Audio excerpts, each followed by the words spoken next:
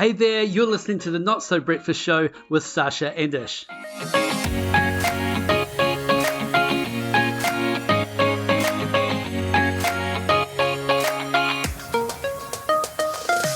All right, welcome to the Not So Breakfast Show today, and this is the one about letting go. Let it go. Don't let it hold you back anymore. I think that's really where I want to go every time I hear the term let it go. So don't sue me, Disney. Great movie, by the way. Hello. And hi, Sasha. Remember what happens is you start and then you throw to me, usually by using my name, and that's a clue that it's my turn. I love that you are letting go of the way we used to do things. You are just trying a new way. That's amazing. Yeah, we're going to try new things. We're going to look at what do we need to let go in order to move forward. Yes, I am excited to talk about this today. And it's actually my suggestion. It's not often my suggestion what we talk about, this idea of letting it go. And I'll tell you why it's front of mind for me right now. And I'm going to try really hard to talk about this without crying, because this podcast doesn't exist for my personal therapy, even though sometimes I'm tempted to tell you how I really feel about everything. And that is just last week, Portia and I drove from Hamilton down to Christchurch. We had some adventures along the way. We had to get on a ferry at 2 a.m. and spend 3.5 hours crossing the Crook Strait in this ferry with no beds or anything. So there was this cafe area, and people just lay on the floor. And for about 5 minutes, you go, oh, I'm too posh to lay on the floor. Yeah. And then you're down on the floor trying to desperately get some sleep. So we had a whole lot of adventure, and I've dropped her off at university. And it's a really exciting time in our life, and she's our youngest going down. But it just really got me thinking about the process of letting go and what that means to say goodbye. And ironically, I was so prepared for saying goodbye to her. That was the easy part. See you later, kid. Have a great time. This is awesome. What I had given no thought to was the process of coming back into our home and her not being there. And so Chris and I have talked a lot about, oh, yay, the kids are going. I mean, Tiger's living with us at the moment, so it's not like an empty nest situation, but it's a feeling like the kids are going. We've talked about what our new life will look like and how we'll fill it and all of that. But I hadn't actually turned my attention to that first moment when I walk in the door, I go into her bedroom, and she's not there. So I was thinking about letting go and really how much we all benefit from letting go of things that don't serve us, from mistakes we've made in the past, a whole lot of stuff. But also I thought there's some tips that I need to take on board in terms of how to prepare for the next thing. So you've done the letting go, see you later, kid. But then how prepared are you for actually building what the new thing looks like? So I would love to talk about that today. Yeah, because there must be a little bit of like a mourning period when it's been one way for such a long time, and then suddenly it's different. And I guess the tendency we have is to nostalgically dwell on past and sometimes get trapped in the past because of something that's happened, and we constantly go back there and relive it mentally. And as a result, that's really hard for us to move forward. I remember hearing a story about how they trap monkeys out in the jungle. Does this story trigger warning? No trigger warnings. If you're an animal rights activist, you will be sweet with this story. So, okay, here we go. But apparently one of the ways that they catch monkeys is they just basically build a trap that has a really small opening, and inside are some peanuts. And the monkey just reaches in and then grabs the peanuts, and then can't get its hand out because obviously the fist is bigger than the hole that put it in. And it just sits there, and they just come and get it, because the whole time he could let go and just pull his hand out, but because he just won't let go, he just can't move away. And it kind of feels a little bit about stuff we're going to talk about today, is how do we release that? Because I'd hate to think that someone didn't get to move forward because they were holding on to their nuts. I think there's some different categories of stuff that it's helpful to know how to let go of. And I think let's start with the really positive one. And this is the idea that too often what we do, we want to learn new skills, we want to do new things, we want to pick up a new hobby, a new activity, or we take on a new responsibility at work. And instead of saying, before I do this, my cup is already full, my timetable's already at its maximum, before I take on the new thing, what am I prepared to give up to make space for the new thing? So instead we just add stuff. And so we end up being this overwhelm where we go, oh, I can't be a jigsaw puzzler and a knitter and a scrapbooker and a tennis club attendee and the secretary of my son's cricket club and go to church on a Sunday and go to worship practice on Tuesday night. And it's because we just keep adding without the necessary review to say, what am I prepared to let go of in order to create space for this new thing? So in a really positive sense, every time you go to add something into your life, a new activity, you've got to ask yourself, what are you letting go of, or what do you need to let go of in order to create space? And I think that's a really positive thing. If you think of your life like a suitcase, where you're packing to go overseas and you just can't fit in your favorite jacket, you say, I'm not prepared to sacrifice my favorite jacket. What am I prepared to let go of? What will I take out of the suitcase? All your undies. You can buy them overseas, right? and what lots of people do is they get to the airport and they go, oh, it's just too heavy. Or I'm going to just do it up, and then the zips break and everything falls out and it's a disaster. And I think overwhelm is like that. It's when the suitcase of our life goes, our zips can't contain it anymore and we had enough and we have kind of an explosion that leads to disaster.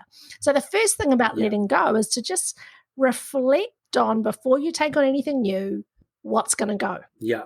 Yes, do new things, but don't just keep adding things. I think that's a kind of a useful check. I mean, you must have situations where you've taken on stuff and then you go, oh, well, holy heck, why did I commit to that? Where's that going to fit? Well, you take on stuff because you're like, oh, yeah, there's a good opportunity. I'm gonna do that.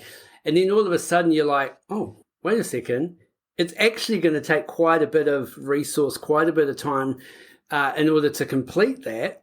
What am I prepared to move out, or what am I prepared to not do right now? I think Oprah Winfrey has that saying which says you can have it all, you just can't have it all at the same time. And it sometimes feels like that. If it's a skill and you're investing time in something, what are you prepared to give up on?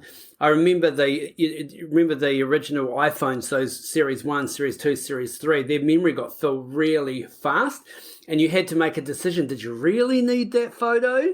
Do you really need that app, or do you want this one? Like it was literally when it gets to the brim, you're having to, okay, I'm not going to play that one anymore. I'm going to download this one. But the new phones have got so much memory, I think we end up just loading them up, and as a result end up with so much clutter as well. So sometimes the simplification, even if you have the time, even if you have the space, simplification is always great for productivity. Yeah.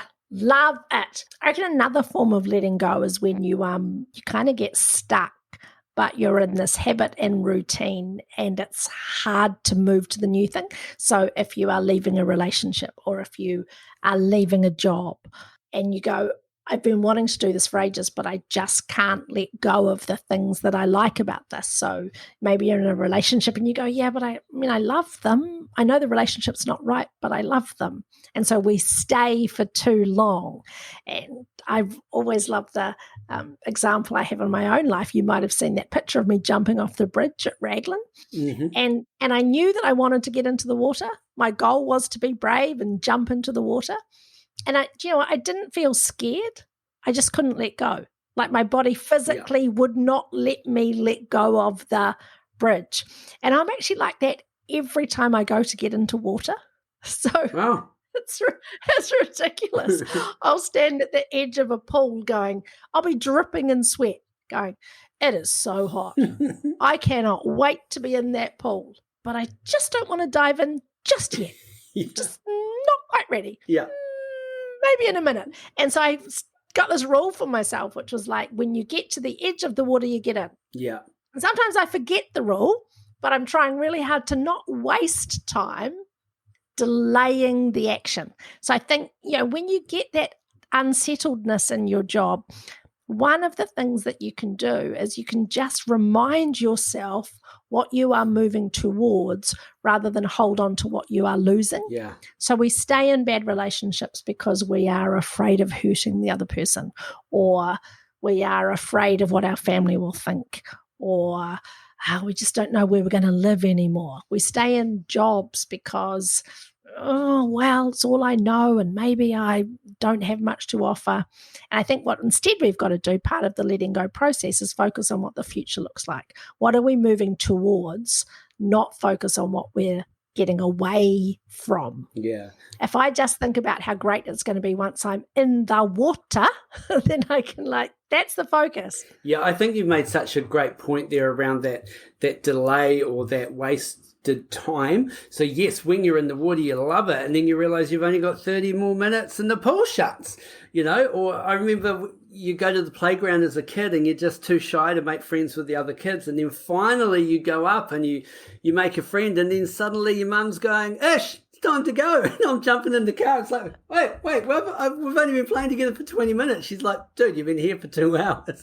So yeah, sometimes I guess that reluctance or that nervousness is also part of the issue, because finally we get there, but we waste the time doing it. We'll be right back.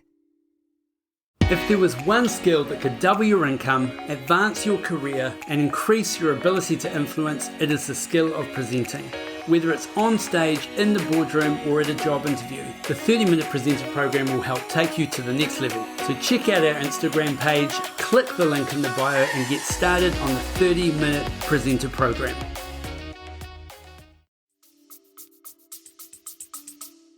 What you've got to let go of in that instant is your fear of making friends, or your fear of being the first to say hello. And I got two real life true situations about this that I wish that if I could transport all of my strength and courage around this to everyone in the world, I would. The first is an empty dance floor.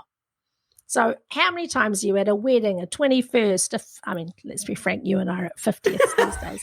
You go places, the dance floor is empty and no one wants to dance. Yep. And then it's like an hour of bangers. Finally, everyone, I don't know, they have enough to drink or whatever it is. They finally hit the dance floor and start dancing. They're having a great time. And to your point, then the party's over. Everyone wants to keep going. You know what, Mofo, if the music starts at 8, I just start dancing at 8. Oh, it's the dancing time now. Now we're going to do dancing. I love dancing, and I love being in bed at 10:30, having danced for 2 hours already. If we could just let go of, we don't want to be the first, or we'd look stupid, or whatever. It's like, be the first, be the second, be the third, get on with it. Yeah. And the other real life example, I think I've shared this before, is when I used to work doing karaoke. So you'd be up the front saying to the audience at the pub, who wants to have a turn at karaoke? I don't think I've heard this story.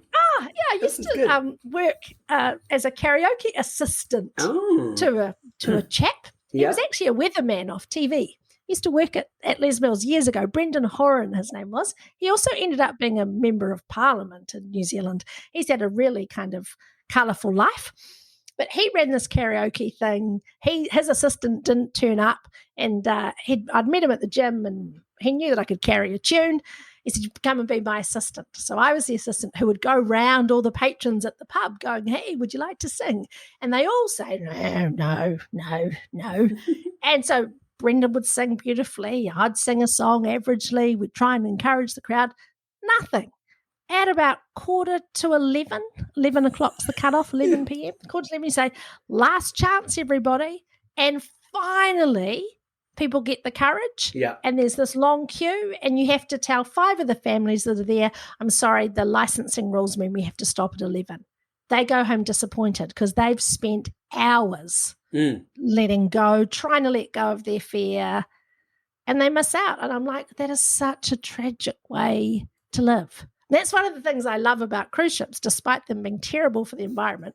Like karaoke starts at 2 o'clock and all the singers just turn up at 2 o'clock and away we go. It's fun, right? Yeah, and hence why one of our essential skills that you should have is have a karaoke banger.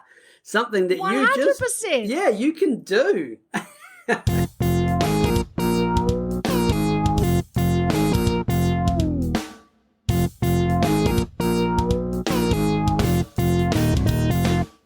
Okay, so maybe letting go of something to achieve something positive is not easy, but we can maybe bide our time and we can kind of make our priorities right and recognize what we need to do. But what about letting go of something painful, like a memory or an experience that it seems to hold you back, or you seem to just run that same record over and over and over again, playing it all the time? This is so much harder, right? And I want to say at the outset, if people need professional help to deal with some of their past trauma, if you feel like you just keep going back to stuff that's happened to you that weighs you down, then I can't recommend that highly enough. Absolutely. And I know that it's hard to find, certainly in New Zealand, it's hard to find people, but be active in trying to find someone who can help you process. But often what it is, it's just learning how to process and give that thing the appropriate weight.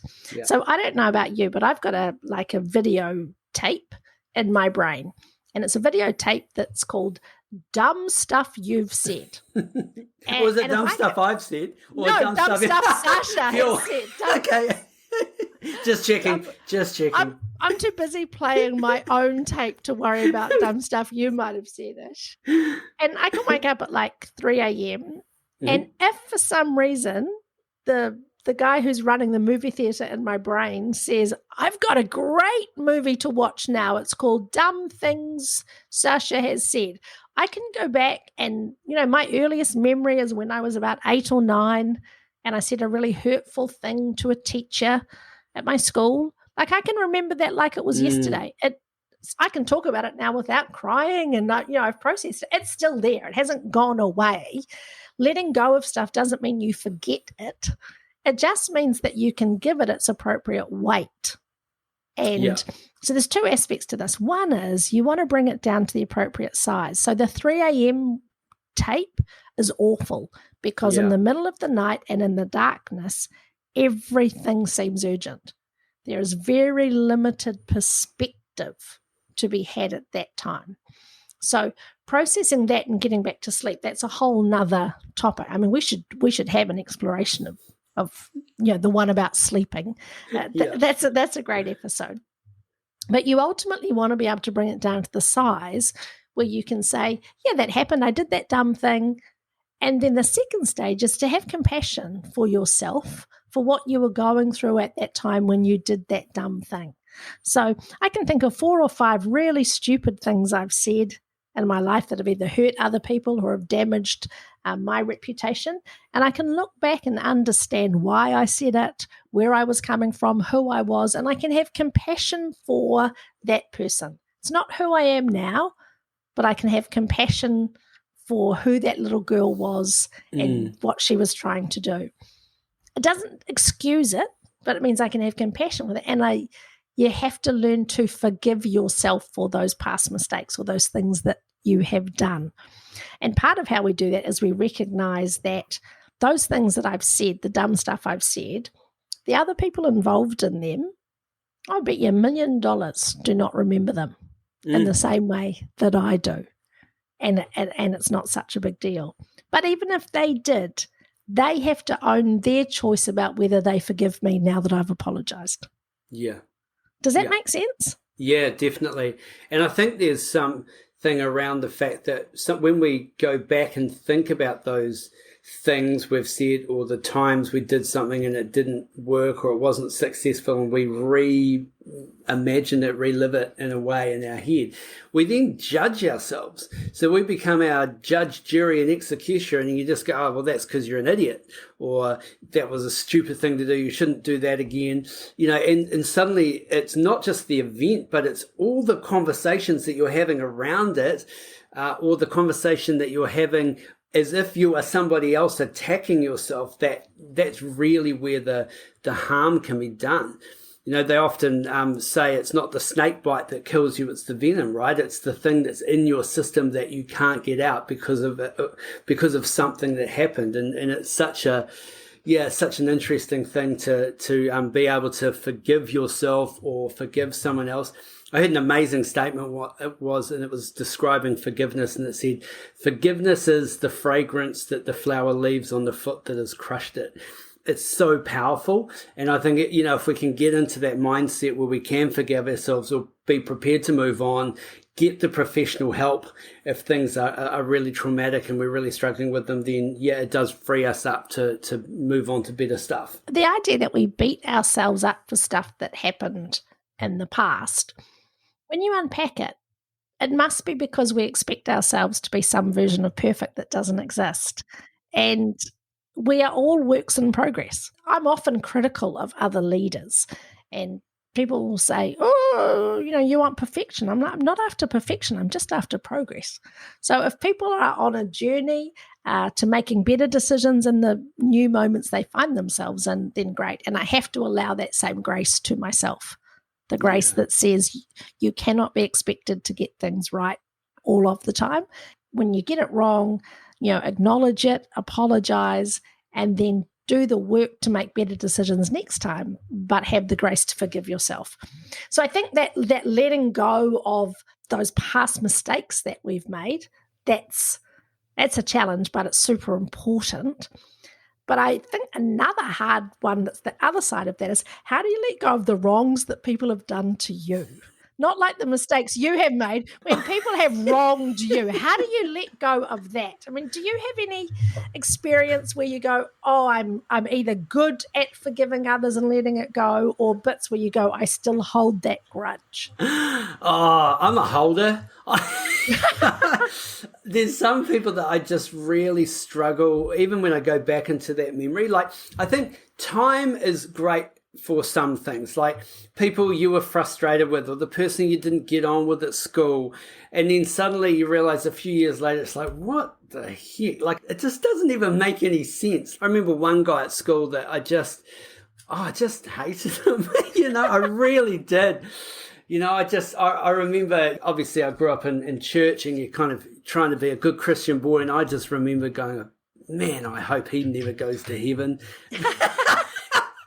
That's the worst. I know. I was like, he doesn't deserve to get in there. But that whole thing, and I bumped into him years later when I was a teenager. We got on great. Like, it's just, what was it even about? Like, that whole perception. Then there's stuff that I guess as you're an adult where something might happen, or someone rejects you or hurts you or says something to you. But, that statement, if you're not taking any knocks, you're not even in the game. Like, sometimes you are going to get people that are going to push back. If you're going to put an opinion out on social media, someone is going to come back and rebut against that or comment against that. And that whole kind of resilience that you have to start to build up to realize that that message just wasn't for them, but it probably was for someone else. But it definitely hurts at the time. Absolutely. I've mixed views on this. I think there are some situations that I'm like, I'm good. You hurt me and I'm fine. Yeah. What I find difficult to rationalize is, am I okay because my life's turned out okay? So do I have this perspective that goes, you know what, you were a dick to me then, you were a dick to me then, you're an asshole, you're a dick, but who's winning now? Yeah. So I often think about, okay, so what if I wasn't quote unquote winning now? What if I hadn't had the luck that I've had? What if I hadn't been able to find something that I enjoy doing and that pays me well? What if I hadn't been able to have kids? And what if I hadn't met Chris, who's been such a tremendous support for me? What if my parents had been tragically killed in a car? All of those what ifs. Would I still have the magnanimous approach to be going? Yeah. And I don't know if I would. I think I might be more inclined to be a bit more twisty about it. But I do have a great how to process letting go of your past story for you. I've thought about whether I'm going to tell it, and I am. Ooh, okay. So here I go. This, I think, is hilarious. Well, maybe it's not. See what you think. So, Portia's gone into the halls in Christchurch. So you get this list of all the people that are in the hostel with you. And one of the people that are with her, I'm like, I know that surname. Oh, I had one of my very first boyfriends. That's his surname. So we looked it up. We did the thing that you do where you social media stalk. So sure enough, one of my first boyfriends from when I was at high school, his daughter is in the same house as Portia, right? Yeah. I haven't spoken to him for 30 years. Mm-hmm. maybe. And you and I have a mutual. We've worked with his sister. So it's like there's all these close relationships. Yeah. Pretty funny. So it turns out that Portia has met this girl now. That was great. They had a great chat. And so Portia said, my mum used to go out with your dad when you were teenagers. Ha, ha, ha. So this girl says, I didn't know that. I'll ask Dad about it. This is what he said in reply. This is what Portia said to me. She asked her dad about you, and he said he doesn't like to think that far back.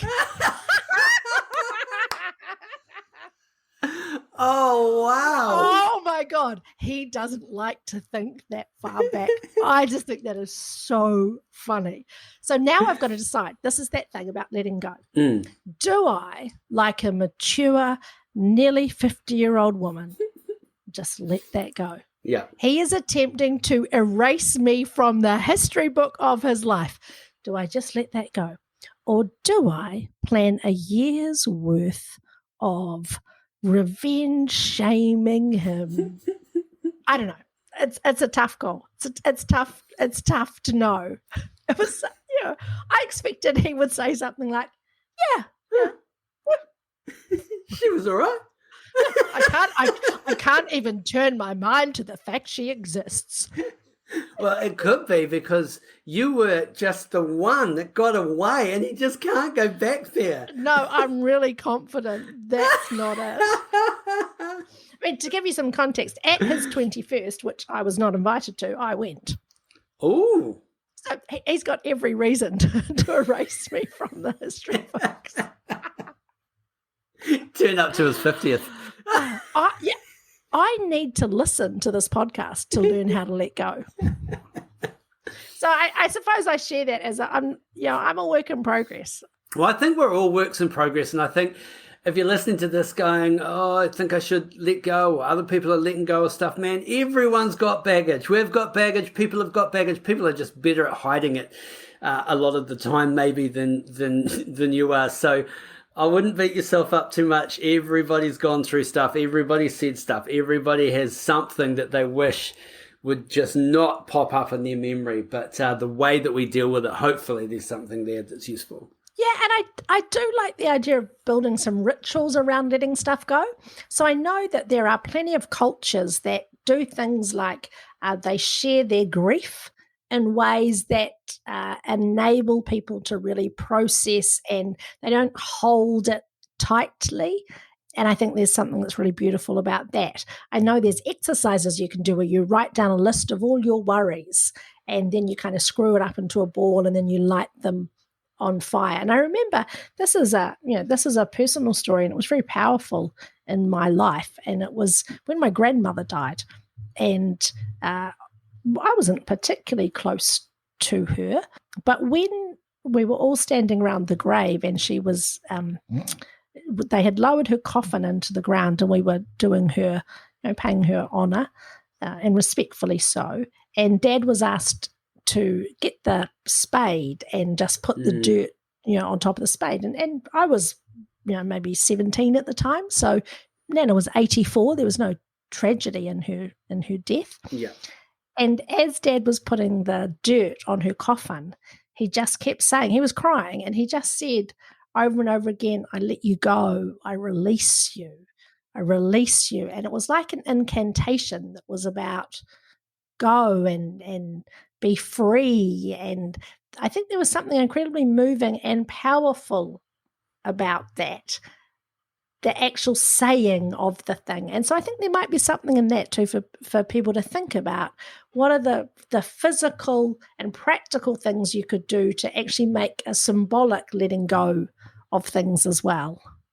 All right, so maybe a journaling exercise for this week then should be making a list of things that maybe we should let go or recognize that we should let go. So ask yourself the question, is something playing on your mind? Is there something that you are rethinking about, representing, reliving? Write it down and then think, do I need some help with that, or can I put some steps in place to move on and let go of that thing? I love that. Have we talked about alone yet? No. Oh, okay. So this is my new favourite show. It's just gone free to air on TVNZ, but from season 7. But if you're overseas, Apple TV is where it is, and you can go in there and you can watch it from season 1. But I've kicked off in season 7. So it's kind of like Survivor, but for reals, as far as they just drop you off in Canada pre-winter on your own. There is no cameraman, there is no nothing. They basically provide you a GoPro, some boxes of cameras, and they obviously have taught them how to set them up in the areas. They are allowed to take 10 items from apparently a list of 50. So they can choose. I choose a tarpaulin, I choose a sleeping bag, I choose a Swiss Army knife, whatever it is. I choose Bear Grylls. Yeah, Bear Grylls isn't in the list of 50. I think that's why they give you the list. I choose the helicopter. And then it's basically, you just last as long as you can. Now, apparently in the earlier seasons, they just come to you and go, hey, you're the last one, well done. And how many days that was. In this one, it's just last 100 days, get $1 million. So no one's lasted 100 days before. So these people that are in the latest series, they're all trained for it. Like, they're all survival experts. And they will have learnt from the first few series? Exactly. So it's, right, okay. Building shelters, hunting, trapping food, all that kind of stuff. It's full on. It's kind of like watching the Blair Witch Project for, it's that kind of, you're watching GoPro footage and stuff, and it's quite jiggly, but it's really compelling. It's really well edited. It's fascinating. But when they hurt themselves, you're stuck. So I'm assuming that because they have one phone that they can, when they call, they go, I'm out, and then they come and get them immediately.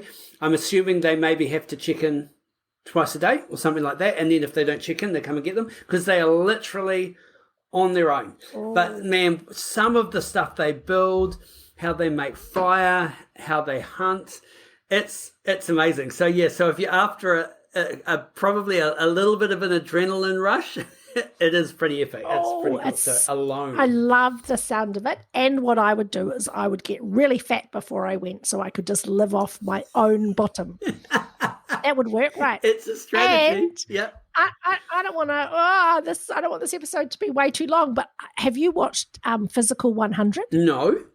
Oh, that's a phenomenal. That's a Korean show. Yeah. And it's like Korea's top 100 athletes of all shapes and sizes. So bodybuilders, CrossFitters, Olympic gold medalists, stunt people, and they compete in all these challenges. And I'm up to episode 8. And episode so it's 8 like Squid Games, but it's Squid Games, but for real. Yeah.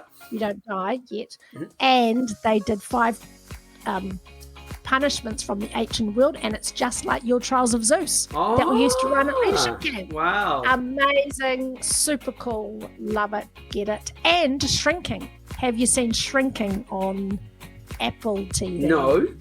Maybe Netflix. Incredible. Jason Segel, Harrison Ford, beautiful psychologist, funny, poignant. Get it. Oh. That'll help with the letting go thing because he's going through that whole process. So that's definitely the one to watch. Yeah, that's good.